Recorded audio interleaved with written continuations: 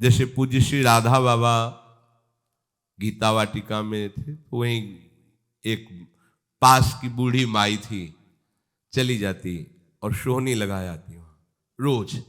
ना उनको बाबा के पास प्रणाम करने के लिए वहां जाने की अनुमति ही नहीं थी, ना कभी कोई संभाषण, बस वो निष्ठापूर्वक संत सेवा भगवान की प्राप्ति का हेतु है ऐसा मानकर, बस इतनी ही दिनचर्या थी।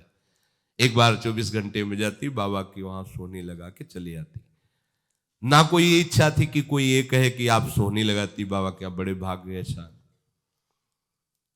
ये मत समझो कि संतों की दृष्टि आप तक नहीं पहुंच रही है। जैसे सर्वात्मा भगवान सर्वत्र विराजमान है, तो संत भी उन्हीं सर्वात्मा भगवान में तदात्म हुए हैं, तो उनको सब पता होता है, जो इस कोटि के महापुरुष होते हैं। बाबा ने एक दिन देखा 2-3 दिन से माई नहीं आ रही थी, वो माई सोहनी लगाने नहीं आ रही, कभी बात नहीं की थी उसकी बाबा ने, कभी मिले नहीं थे वो। अब बाबा वो तो बीमार है इसलिए नहीं आ पाई। बाबा ने कहा अच्छा चलो मुझे ले चलो, वहां ले चलो। समीप गए तो मरणासन स्थिति में थी, वयोवृद्धा थी। बाबा गए से मस्तक पर हाथ रख के बोले, माई तुम्हें कुछ दिखाई दे रहा है? हाँ हाँ, राधा श्याम सुंदर सामने खड़े हैं। बोले हाँ बस इनको देखती रहो। बाबा चले गए। अमोघस्य, थोड़ी सी राई के समान सेवा का फल, श्यामा श्याम की प्राप्ति। पर अंदर से वो केवल इसी बात के आश्रित थी, कृपालु है, संत है, हमारा मंगल हो जाएगा, किसी से कहना नहीं, बस उतनी सोहनी लगा के चले।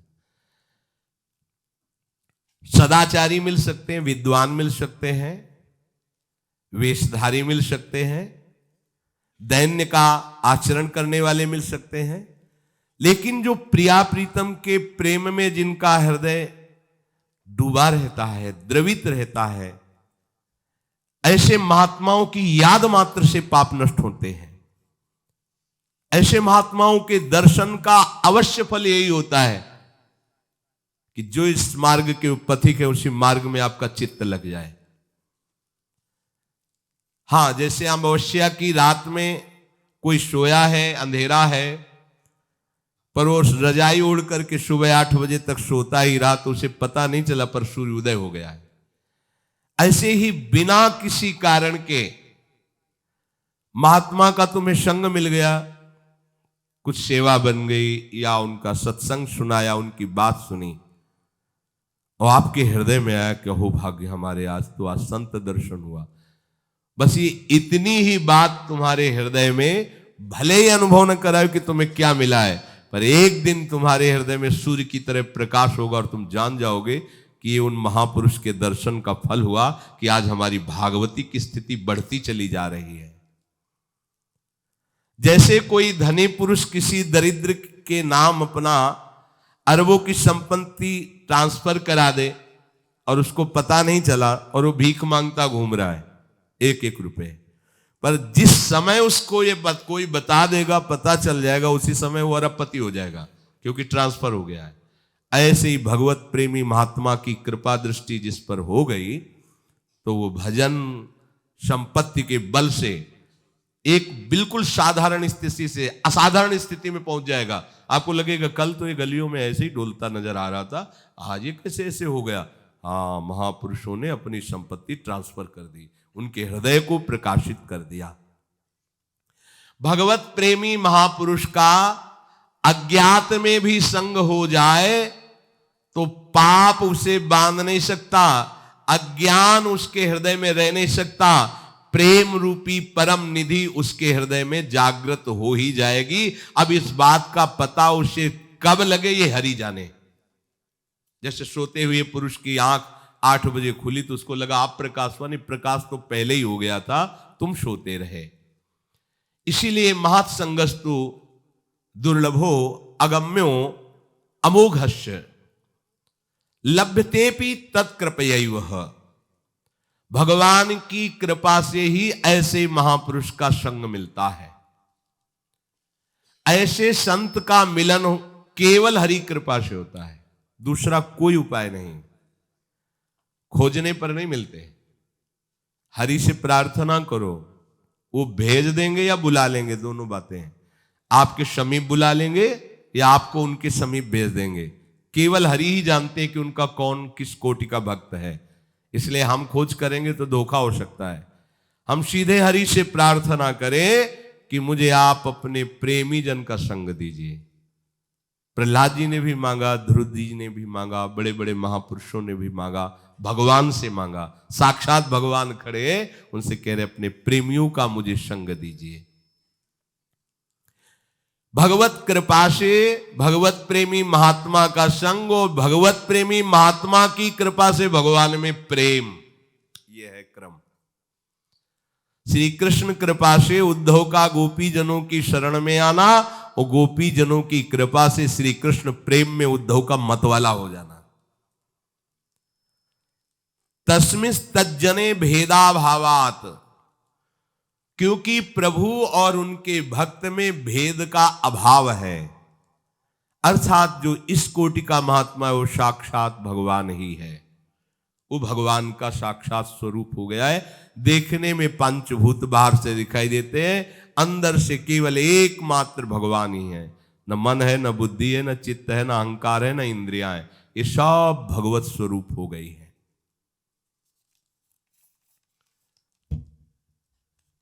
जो प्रभु के चिंतन में मगन रहता है, प्रभु सबसे पहले उसके हृदय में आके विराजमान हो जाते हैं। वो प्रभु का हृदय बन जाता है, प्रभु उसके हृदय बन जाते हैं।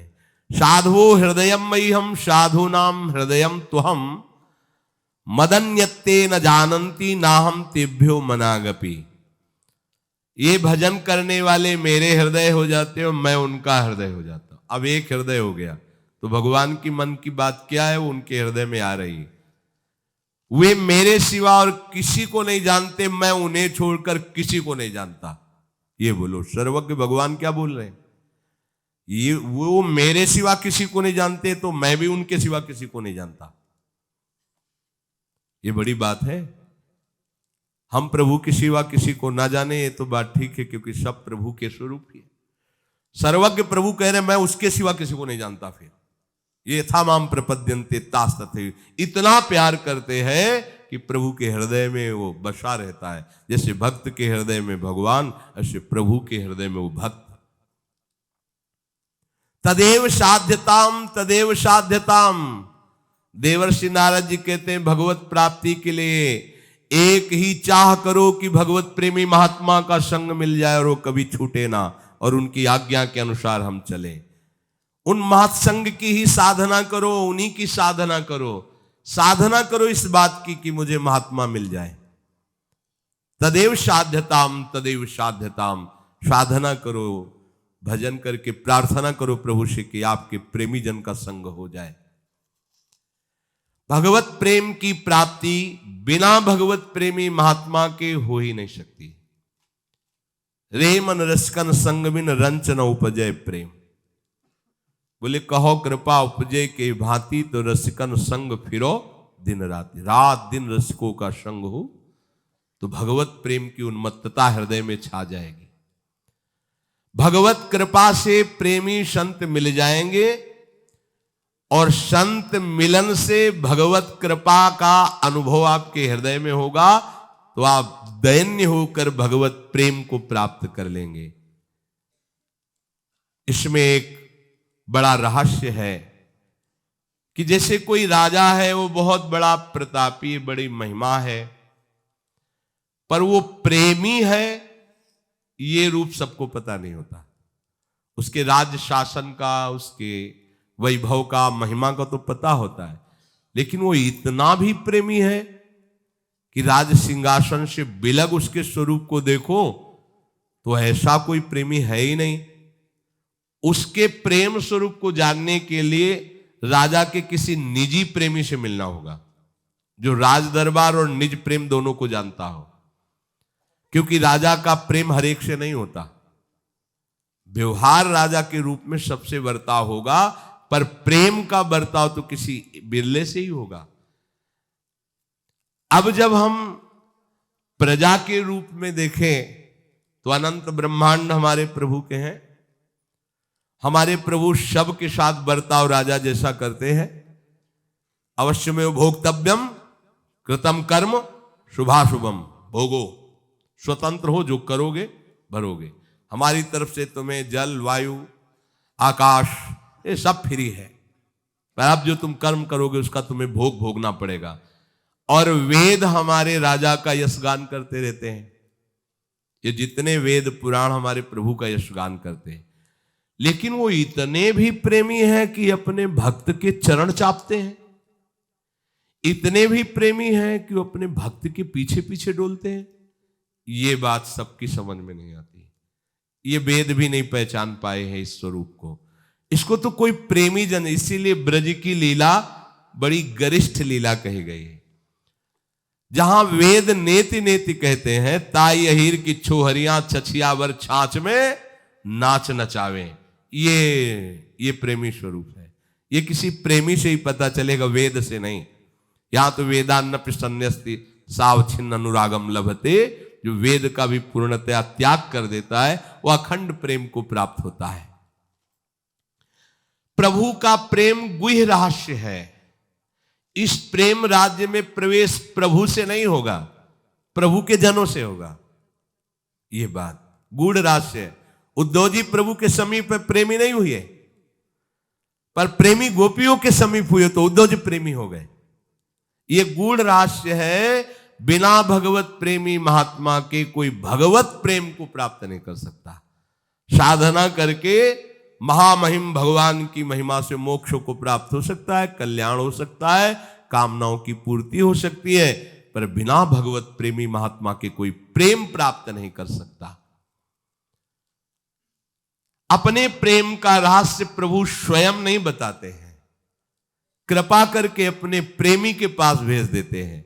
फिर जब प्रेमी प्रभु के प्रेम रहस्य को बताता है तो प्रेम गोष्ठी में शामिल होने के योग्य जो उपासक हुआ, अब उसके हृदय में प्रेम जागृत हो जाता है।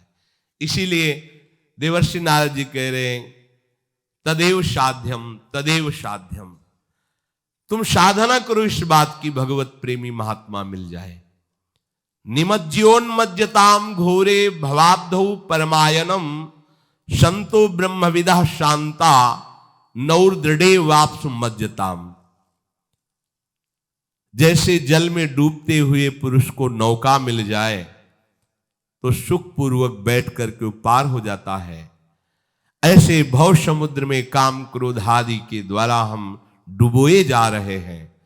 यदि हमें भगवत प्रेमी शांत चित्त संत जन का साक्षात्कार हो जाए, उनका अवलंबन मिल जाए, उनका आश्रय मिल जाए, तो हम ऐसे ही सुखी हो जाए जैसे कोई जल में डूब रहा है, प्राण निकलने वाले, समीप आपके नौका में उसे बैठा लिया गया।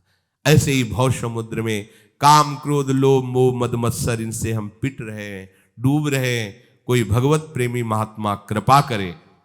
सच्ची कहते हैं आपसे, ज्ञान मार्ग में, संन्यास मार्ग में भगवान शंकराचार्य जी के उपदेशों के अनुसार, संत महात्माओं की वाणी के अनुसार, कृपा के अनुसार जो कुछ समझ में आया, तो उस समय हमें लग रहा था हम परमानंद में निमग्न हैं, हम निष्काम हैं। लेकिन जब हिताचार्य की शरण हुए और यहां रसिकों की कृपा को हुई, तब लगा अभी ककाहरा भी नहीं शुरू हुआ। अभी तो हम ककाहरा भी नहीं जानते प्रेम मार्ग का। जहां हमें पूर्णता लग रही थी वहां का उपासक यहां अभी प्रारंभ भी नहीं माना। हमारा ही हृदय हमको गवाही दे रहा था कि नवनिवृत्त निकुंज विलासिनी, इस जुगल जोरी के मार्ग में अभी तुम अबोध बच्चे हो, काखा गागा भी नहीं आता। तो गुरु कृपा ही केवलम। और जब तक यहां का परिचय नहीं मिला था तब तक हम अपने को पूर्ण मान लिए थे, क्योंकि है। पर जब इधर आए तब उस समय जिसे हम परमानंद समझते थे, इधर आए तब लगा कि अगर ये चरणामृत न मिलता, ये कृपा न मिलती, तो हम समझ ही नहीं पाते। हम उसी को पूर्ण मानकर उसी में तृप्त हो रहे थे। यथोप श्रेयमाणस्य भगवंतम विभावशुम शीतम भयम तमोप्येति साधूनाम संसेवतस्तथा। जिस प्रकार विभावसु भगवान अग्नि का आश्रय ले लेने पर ना शीत रहेगा, ना भय रहेगा, ना अंधकार, तीनों नष्ट हो जाएंगे। इसी प्रकार जब भगवत कृपा प्रसाद से हमें किसी भगवत प्रेमी संत का संग मिलता है तो पाप रूपी शीत नष्ट हो जाता है, जन्म मृत्यु रूपी भय खत्म हो जाता है और अज्ञान रूपी अंधकार नष्ट हो जाता है। जैसे भगवान अग्निदेव का आश्रय लेने पर शीत भय अंधकार तीनों नष्ट हो जाते हैं, ऐसे भगवत प्रेमी महात्मा का आश्रय लेने पर पाप रूपी शीत, जन्म मृत्यु रूपी भय और अज्ञान रूपी अंधकार नष्ट हो जाता है। निर्मल ब्रह्मबोध या भगवत प्रेम किसी साधन से प्राप्त ही नहीं हो सकता। ज्ञानी प्रवर अवधूत शिरोमणि जड़भरत जी कहते हैं, नैषाम मतिस्ताव दुरुक्रमांघ्रिम स्पृशत्य अनर्थापगमो यदर्थः महीयसाम पादरजोभिषेकम निष्किंचनानाम न वृणीत यावत्।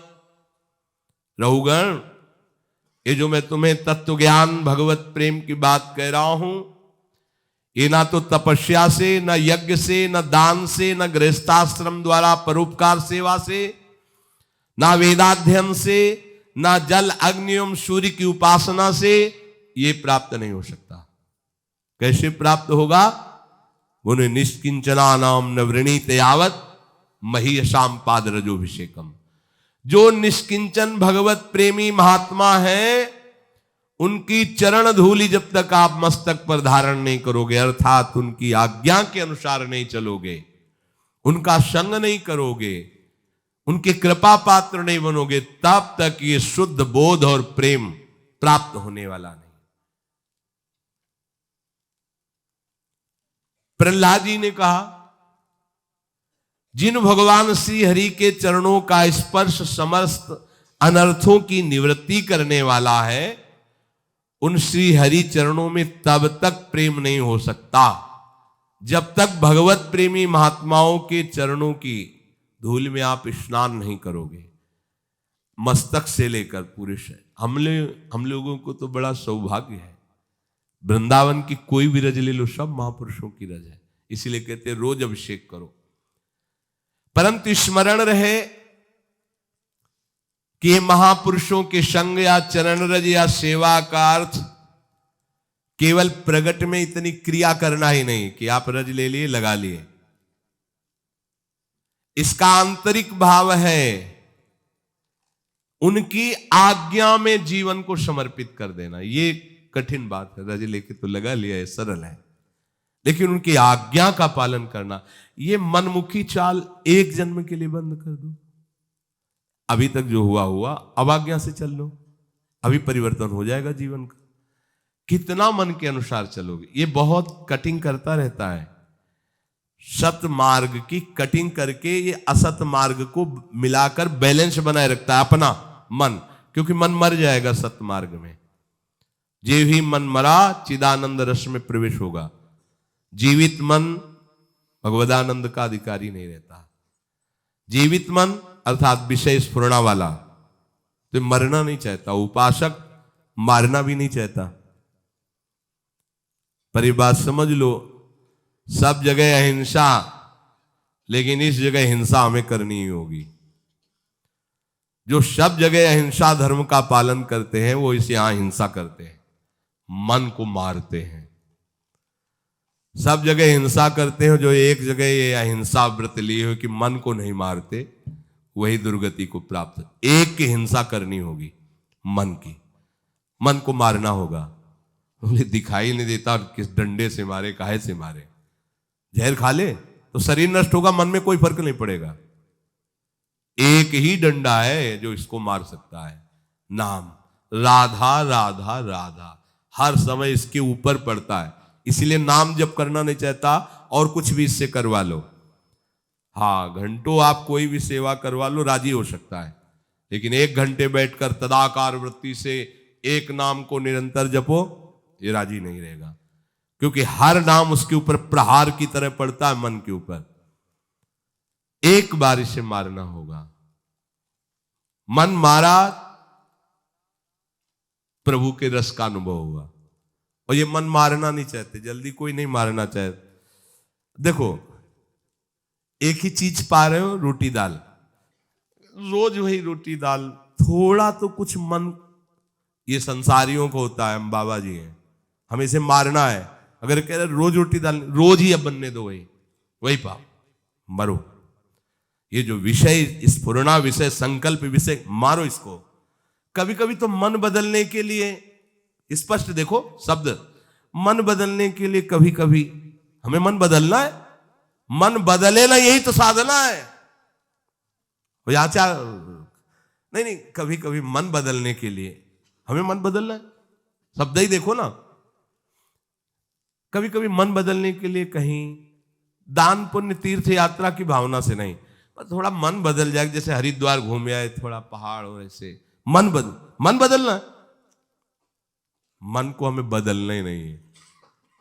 तुम्हें मन बदलने के लिए परेशान होना है, हमें मन नहीं बदलना, हमें श्री जी वाला मन बनाना है, बस वृंदावन वाला मन बनाना है। नहीं बदलना है इसको हरिद्वार जाके, घर में आ गए तो द्वारका को जाके घर में वास कर रहे। सही बात समझो, इसको एक में लगाओगे तो परेशान कर देगा तुम्हें। एक ही प्रकार का 1 महीने भोजन रखो, घिया की सब्जी, 2 रोटी 4 रोटी। भोजन की बात याद आते ही ऐसे रोमांच होने लगेगा। घिया की सब्जी रोटी, नहीं वो अंदर से नहीं, प्राण पोषण के लिए पाना, चलो पाओ चल के। वो बस इसी बात में रहेगा कि यहां से देखो हो गई श्रद्धा हमारी, हम भिक्षा कर लेंगे। बिहारी जी के गोसाइयों में दूध भात का वो लेगा, ये यहां तुम रोज घिया रोटी। मन मारना कोई खिलवाड़ नहीं है, खिलवाड़ नहीं है। बोले 2 दिन से अरहर की दाल बन रही है, आज थोड़ा बदल के, कुछ बदल के, बस यही बदल की बात को रोकना है। अपने बाबा जी हैं, बदलना नहीं, रोज इसको वही जो ये कहे कि ये पाना है, वो देना ही नहीं। क्यों? हम तुझसे बार बार प्रार्थना कर रहे हैं कि श्री जी के चरणों की चिंतन वृत्ति बना, बार बार तेरे हाथ जोड़ रहे हैं, तेरी प्रार्थना कर रहे हैं। अहे मन, बहुत जन्म हो गए, तूने मुझे जो कहा मैंने किया, अब इस बार मेरी बात मान ले। श्यामाजू के चरणों, तू नहीं मानता, मैं कैसे तेरे को बदलने का अवसर दूंगा? मेरे कहने से तू नहीं बदल रहा, तो अब मैं बदलने वाला नहीं, तेरे को बदलना पड़ेगा। जिद्दी साधक, निष्ठावान साधक, मन मारिया तन बस में किन्हा, हुआ भरम सब दूर, बाहर से कुछ दिखत ना, ये अंदर चमके नूर। ये मन की विलासता प्यारे बंद करो, इससे हमारे जन्म जन्म बिगड़ते चले जा रहे हैं। बड़ा विचित्र खेल है। तो वो हर समय भजन करते करते ना, वो ऐसा लगता है डिप्रेशन में चले जाए। तो 30-40 मिनट के लिए बड़ा फेवरेट प्रोग्राम हमारा है अमुक, वो देख लिया करें। ये जहर कितना उगल रहा है अंदर से मन, सब बात आपकी मानेंगे, थोड़ी बात हमारी मान लो। बस वो सर्च करके 30-40 मिनट प्रोग्राम देखो, 24 घंटे के लिए उसने अपनी पूरी तैयारी कर ली मन ने। अब वो तुम्हें गिराएगा 24 घंटे, बार बार शीन ला के, बार बार। बिल्कुल इसको किसी दुश्मन को मारना हो तो पहले उसके बल को नष्ट किया जाता है। कहां कहां इसका बल है उसको नष्ट करो, कमजोर करो। तो मन का बल है विषय सेवन, इसे विषय सेवन मत कराओ, ये निर्बल हो जाएगा। निर्बल मन को भगवदानंद में लगाओ, तो भगवन नाम, भगवत रूप, भगवत लीला, इस पर अधिकार करके इसे भगवत स्वरूप। इसका मर जाने का मतलब अमर हो जाना। मन की वासनात्मक वृत्ति का नाश करना ही मन की हिंसा है। और जहां वासनात्मक वृत्ति नाश हुई, तहां वो अमर हो गया, वो कृष्ण रूप हो गया, वो परमानंदमय हो गया। तो श्री भगवान कहते, वासुदेवा सर्वमिति सा महात्मा सुदुर्लभा। जिसने सब जगह अपने आराध्य देव को देख लिया, ऐसा महात्मा दुर्लभ है। तो कहते प्रभु इतनी मंगलमयी बात आपने बताई कि मेरी शरण में हो जाए, माया से तर जाएगा और सब जगह वो मेरा साक्षात्कार कर लेगा। फिर ये लोग आपकी शरण क्यों नहीं होते? तो प्रभु ने कहा कि वो जो पाप कर्म करते हैं, दुष्कृति होते हैं, मूढ़ होते हैं, वो मेरी शरण में नहीं आते। अगर वो आ जाए तो उनका भी कल्याण हो जाए। प्रभु आप इतने उदार दाता हैं, फिर सब लोग आपसे ही क्यों नहीं मांगते? अन्य देवताओं का पूजन भजन करके उनसे भी चाहते हैं। तो ऐसा कामैस्तैस्तैर्हृत ज्ञाना प्रपद्यन्ते अन्य देवताः तम तम नियममास्थाय प्रकृत्या नियता स्वया। ये जो कामनाओं से ग्रसित लोग होते हैं, इनको जहां सुनने को मिला कि इस देवता की ऐसी आराधना करने से ये कामना की पूर्ति हो जाती है, तो उनको शुद्ध ज्ञान तो होता नहीं है, शुद्ध सत्संग तो मिला नहीं है, तो अपने अपने स्वभाव के अनुसार वो उस देवी देवता की आराधना करने लगते हैं। अब भला बताओ, किसी भी आराधना में अंबा भगवती, उनके ऊपर शराब की बोतल, अत्यंत सुकुमार पशु पक्षियों को काटना, हमारी तो समझ में ही नहीं आया कि कौन सी आराधना हो रही भाई। एक बार कहते हो जगत जननी अम्बा की जय। जगत जननी की अम्मा है वो, जगत जननी है, अम्मा है वो। जितनी माता है उनकी भी अम्मा है वो, सब बच्चों की वो माँ है, चाहे वो बड़ा हो, बूढ़ा हो, जड़ हो, चैतन्य हो, जगत जननी। भला माँ अपने बच्चे का गला कटते देख करके कैसे प्रसन्न हो सकती है? मुझे तो आज तक की बात समझ में नहीं आई कि ये लोग कैसी मूढ़ता करते हैं। परम पावन महादेव जी के अर्धांग में विराजमान भगवती भला मदिरा का भोग कैसे स्वीकार करेंगी? शराब कैसे पिएंगी? यही की बात है। हम तो ज्यादा उनसे परिचित, परिक्रमा लगाते थे तो ऐसे चामुंडा जी के इधर मिले तो उन्होंने बताया कि बाबा हम तो रोज शराब का भोग लगा के पीते हैं, चामुंडा जी को भोग लगता है, से तो कुछ नहीं। पर हमारा ये विचार रहता कि देवी जी तो भगवान महादेव जी के अर्धांग में विराजमान है, परम पवित्र देवी शक्ति है, वो कैसे ऐसा? अब आप अगर वो प्रसाद पीते हो, आपको माँ का भाव आ रहा हो, दर्शन हो रहा हो, तो हमें बताओ। इसका मतलब है आप अपनी मन मानी करते हैं। शास्त्रों में तो किसी भी देवता या देवी को प्रसन्न करने के लिए जब तक आराधना कर रहे हो तब तक निर्विषय होने की बात कही पाई हमने, जहां जहां आराधना पाई। ऐसी आराधना तो हमने दैत्यों की भी नहीं देखी कि वो शराब पी करके कोई काम कर रहे हैं। एक ब्रह्म ऋषि की तरह उनकी जीवनचर्या हुई है जब उन्होंने कोई भी अनुष्ठान किया है। ये जो कामना से बुद्धि अपरीत हो गई है, वो लोग प्राय ऐसा कि अमुक बलि दे दो तो तुम्हारे पुत्र हो जाएगा, दूसरे के बच्चे को छीन कर तुम काट रहे हो, चाहे बकरा ही हो, मुर्गा हो, तुम्हारे बच्चा पैदा हो जाएगा। अरे वो अगर बच्चा तुम्हारे प्रारब्ध में नहीं लिखा है ना तो नहीं होगा, अगर होगा भी तो ऐसे कृत्य के कारण वो तुम्हें जीवन में कभी सुख चैन नहीं लेने देगा, कभी तुम्हारी शांति नहीं आने देगा, हर समय तुम्हें अशांत और जलना होगा। अधर्म से किया हुआ जो भी अनुष्ठान है उसका परिणाम विनाशकारी और दुखदायी होता है। भगवान कहते हैं ये ज्ञान इनका अपहरण हो चुका होता है कामना के कारण।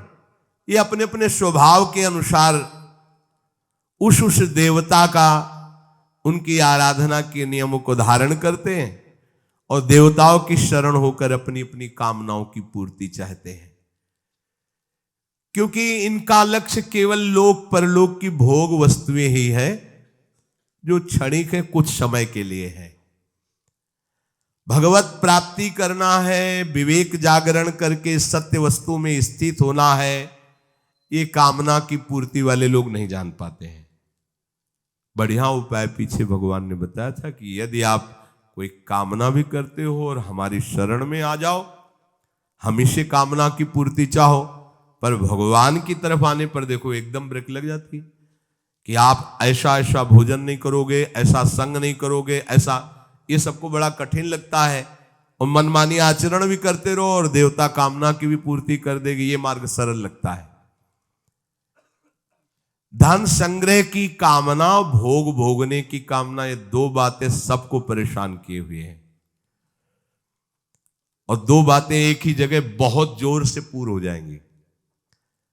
जे ही भगवान की शरण होगे तो भगवान के चरणों में मां लक्ष्मी वास करती, धन की इच्छा नहीं रह जाएगी। देख लेना, हृदय से हो जाओ, हृदय से शरण हो जाओ। और भगवान सब सुखों का हेतु है, इसलिए किसी सुख भोगने की इच्छा नहीं रहेगी। पर ये पहली सबको समझ में नहीं आती है। सबको लगता है ऐसा करो, कोई विधान किए, इतना अनुष्ठान किया, इतना दान पुण्य किया और इतना मिल गया, ये अच्छा लगता है। इसीलिए देवताओं की तरफ ज्यादा भागना होता है। श्री भगवान कह रहे हैं स्वभावो मूर्धनि वर्तते, ये स्वभाव के कारण ही ऐसा करते हैं। अच्छा, कोई भी देवता ना स्वयं मोक्ष को प्राप्त है, ना तुम्हें मुक्त कर सकता है। एक छोटी सी शक्ति उसके अंदर है। जैसे गांव के प्रधान की शक्ति एक सीमा में, फिर उसके ऊपर, फिर उसके ऊपर, फिर ऊपर, ऐसे ही है। ये सब छोटी छोटी शक्तियां सब भगवान ने ही दी है। लेकिन वास्तविक कामना की पूर्ति तो केवल श्री हरि से होगी, दूसरे से नहीं होगी। अपने जितने सत्संग सुनते हैं, अपने को अनन्य हो जाना है, कोई भी कामना नहीं रह जाएगी, न जीने की, न धन की, न सुख। ऐसी मस्ती आएगी। मान लो कोई साधना, कोई अनुष्ठान करने की जरूरत नहीं, भगवद आश्रित हो जाओ और नाम जितना बन सके उतना नाम गुनगुनाते रहो, पड़े रहो भरोसे पे। वो चीज मिलेगी जो कहीं किसी साधना से नहीं मिलती। ये जीवन की सार बात आपको बता रहे हैं। आपको जो चाहिए वो मिल जाएगा। बस हमारी प्यारी जो की शरण हो जाओ, जितना बने नाम जपो, अन्य आश्रय रहित हो जाओ, सब ठीक हो जाएगा। ये जो बेचारे कामना से जिनका ज्ञान अपृत हो गया, वो यहां तक आ ही नहीं पाते, वो उसी में फंसे। अगर कहीं थोड़ा सा पवित्र भाव भी हुआ तो देवताओं का अवलंबन ले लेते हैं और उनसे अपनी कामना की पूर्ति के लिए आराधना करते रहते हैं। ये अमूल्य जीवन जो भगवत प्राप्ति के लिए था, निष्कामता के लिए था, भगवत प्रेम के लिए था, वो ऐसे ही खो देते हैं। अब अपने लोगों को सावधान होना है। प्रियालाल के सिवा अन्य कोई आश्रय नहीं। निरंतर नाम जप करते हुए जितनी श्वासें हैं वो केवल अपने प्रभु को समर्पित कर देना है।